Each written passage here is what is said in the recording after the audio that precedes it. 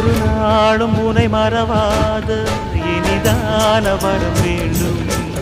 உறவாலும் உடல் உயிராலும் பிரியாத வரம் வேண்டும். விடியோடு இமை போலே விலகாத நிலை வேண்டும். இணையான இளமானே துணையான இளமானே, இணையான இளமானே துணையான இளமானே.